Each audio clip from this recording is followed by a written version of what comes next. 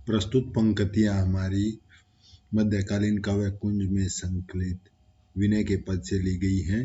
इसमें सूरदास जी विनय के पद के माध्यम से कहते हैं कि जन्म सिरानो अटके अटके, यानी कि जो जन्म है, सिरानो माने व्यतीत करना, अटके अटके माने उलझे उलझे उलझे उलझे। तो यहाँ पर जो सांसारिक है, पारिवारिक है, गृहस्थ जीवन में, सूरदास जी कहते हैं हमने सांसारिक गृहस्थ जीवन में, सांसारिक जीवन की गृहस्थी में हमने ये उलझनों में पड़ करके पूरा जीवन व्यतीत कर दिया है।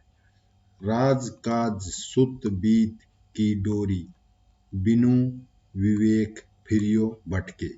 तो यहाँ पर सूरदास जी कहते हैं कि बिना विवेक माने ज्ञान के बिना, बिना ज्ञान के बिना हमने राजकाज, शासन के कार्यों में, और पुत्र बीत का अर्थ है यहाँ पर धन, पुत्र और धन की डोरी में बंद करके, पुत्र और मोह माया में बंद करके बिना विवेक के ही पूरा जीवन भटक भटक करके खो दिया है।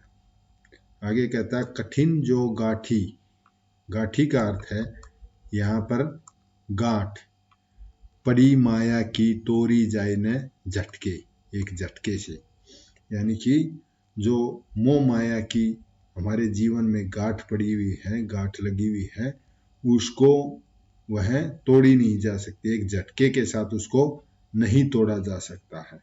ना हरि भक्त ना साधु समागम, रहो बीच में लटके।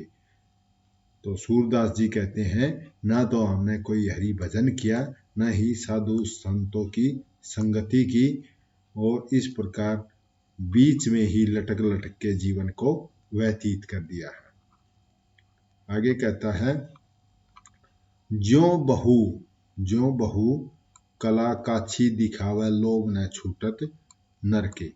एक नट होता है जो विभिन्न प्रकार के हाव भाव के द्वारा भूषा बना करके स्वांग द्वारा कलाएं, काछी होता है यानी नट, तमाशा करने वाला, तो उसका लोभ नहीं छूटता, वह विभिन्न तरह के वो दिखाता रहता है, कलाएं दिखाता रहता है कि कला दिखाने से उसको क्या है, रुपये मिलते हैं, इसीलिए वो कला दिखाता हुआ उसका लोभ नहीं छूटता है, इसीलिए विभिन्न प्रकार की कला करता रहता है। उसी प्रकार मनुष्य लोभ लालच में फंस करके मोह माया में उसका लोभ लालच नहीं छूटता है। सूरदास शोभा क्यों पावे पिया विहीन, पिया विहीन माने पति के बिना विधवा, धनी मटक है, धनी माने स्त्री, धनी माने स्त्री। सूरदास जी कहते हैं उस विधवा की क्या शोभा जो नारी अनेक प्रकार के हाव भाव और शोभा दिखाने के बाद भी सम्मान नहीं पाती, क्योंकि उसके साथ उसका पति नहीं है। तो इसी प्रकार भगवान के बिना हमारी भी शोभा नहीं है, प्रभु भक्ति से ही हमारी शोभा बढ़ती है। आगे कह रहा है मेरो मन अनंत कहाँ सुख पावे।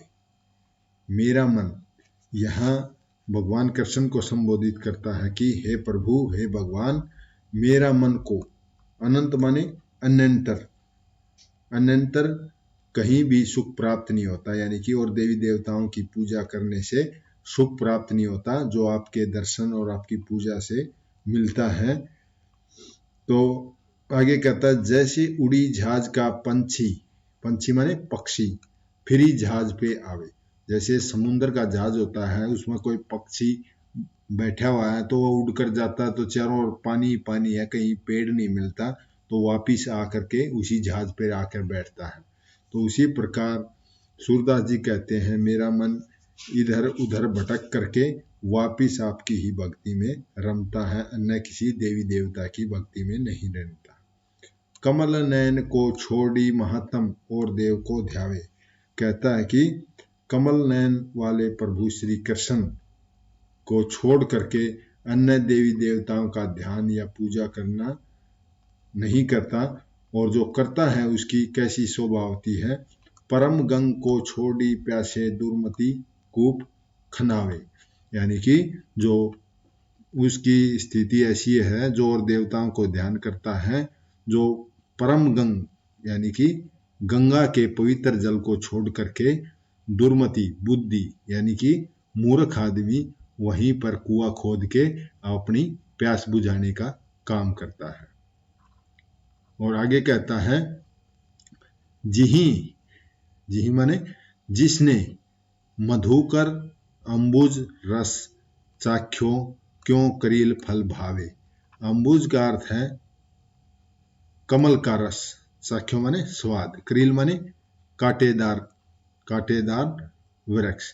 तो जिस मधुकर माने भौरा, जिस मधुकर ने मीठे रस का यानी कि मीठे कमल का स्वाद चख लिया है, मीठे फल का स्वाद चख लिया है, वह कांटेदार झाड़ियों से क्यों रस प्राप्त करेगा। तो उसी प्रकार सूरदास जी कहते हैं, सूरदास प्रभु कामधेनु तजी छेरी कौन दुहावे। जिन्होंने यहाँ भगवान श्री कृष्ण कामधेनु के समान सभी मनोकामनाओं को पूर्ण करने वाले हैं। छेरी का अर्थ है बकरी, बकरी का दूध कौन दुहावे। जिन्होंने ऐसा कौन सा मूर्ख है जो कामधेनु को त्याग करके और बकरी का दूध को दुहाना चाहता है, तो वह बड़ा मूर्ख है।